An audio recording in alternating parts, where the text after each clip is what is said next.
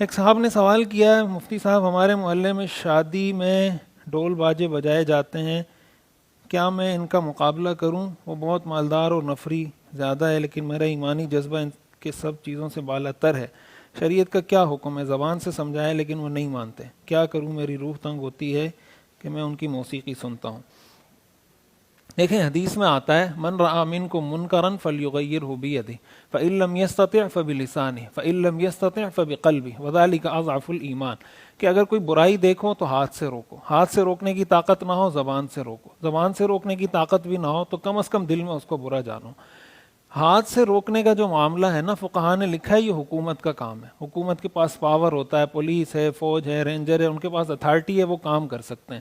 سب سے پہلی بات تو یہ ہے کہ حکومت وقت کی ذمہ داری ہے کہ ایسی کوئی بھی چیز جو خلاف شریعت ہے، ایسی کوئی بھی تقریبات، جس طرح حکومت بہت ساری چیزوں پہ پابندی عائد کرتی ہے کہ بھائی شادی میں یہ کام نہیں کرنا، ہوائی فائرنگ نہیں کرنی، بہت ساری چیزوں پہ حکومت پابندی عائد کرتی ہے، تو اس طرح کی چیزوں پر بھی پابندی عائد کرنا حکومت کی شرعی ذمہ داری، اسلامی حکومت کی یہ ذمہ داری ہے۔ ہمارے ہاں تو بدقسمتی سے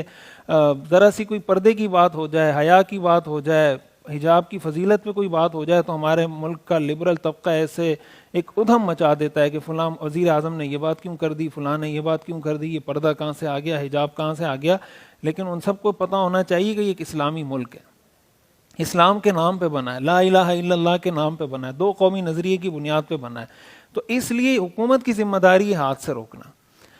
ایک عام مسلمان کی ذمہ داری یہی ہے کہ وہ زبان سے روکے، وہ نصیحت کرے، وہ سمجھائے، وہ لابنگ کرے، وہ کوئی بھی ایسی صورت اختیار کرے جس سے لوگ اس کی بات ماننے پر مجبور ہو جائیں۔ اس کو سمجھ نہیں آتا وہ کمپلین کرے، وہ